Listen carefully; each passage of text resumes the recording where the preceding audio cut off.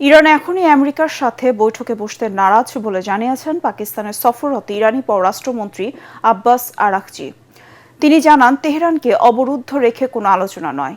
এমন পরিস্থিতিতে পাকিস্তানের মধ্যস্থতায় যুদ্ধবিরতি আরও 2 সপ্তাহের জন্য বাড়িয়েছে যুক্তরাষ্ট্র।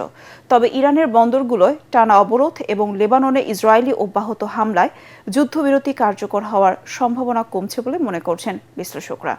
জাহিদুল আলমের রিপোর্টে বিস্তারিত। যুক্তরাষ্ট্র ও ইরানের মধ্যে চলমান সংঘাত নিরসনে শান্তি আলোচনার ভবিষ্যৎ নিয়ে অনিশ্চয়তা কাটছে না।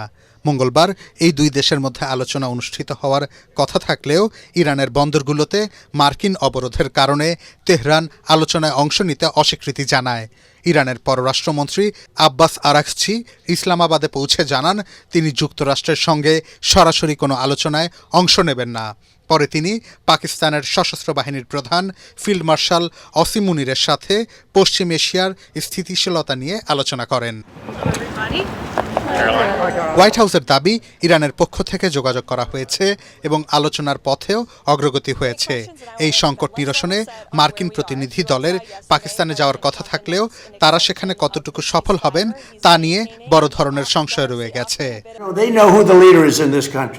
এমন পরিস্থিতিতে পাকিস্তানের অনুরোধে যুদ্ধবিরতি 2 সপ্তাহ বাড়িয়েছেন ডোনাল্ড ট্রাম্প। তার দাবি, যুদ্ধবন্ধে চুক্তির জন্য তিনি তাড়াহুড়ো করছেন না। তবে জ্বালানি তেলের মূল্য বৃদ্ধি এবং নিজ দেশে তার জনপ্রিয়তা কমে যাওয়ায় একটি চুক্তিতে পৌঁছাতে ট্রাম্পের উপর অভ্যন্তরীণ চাপ ক্রমশ বাড়ছে বলে মনে করছেন বিশ্লেষকরা। তাদের মতে এতে ইরানের উপর আবারও হামলার ঝুঁকি বাড়ছে। বর্তমান পরিস্থিতিতে সরাসরি আলোচনার পরিবর্তে পাকিস্তানের মাধ্যমেই তথ্য আদান প্রদান করছে 2 দেশ। একই সাথে যুদ্ধবিরতির মাঝেও লেবানন ও গাজায় হামলা চালিয়ে যাচ্ছে ইসরায়েল। এই অবস্থায় আলোচনা ফলপ্রসূ হওয়ার সম্ভাবনা খুব কম বলে মনে করছেন বিশ্লেষকরা। I guess the American people have come to understand that this is not their war. Zahidul Alam, ATN Bangla.